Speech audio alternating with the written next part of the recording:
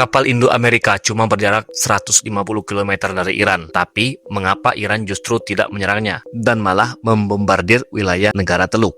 Banyak yang mengira Iran takut, padahal ini strategi yang disengaja. Menyerang kapal Indo-Amerika Serikat secara langsung sama saja bunuh diri karena sistem pertahanannya sangat berlapis.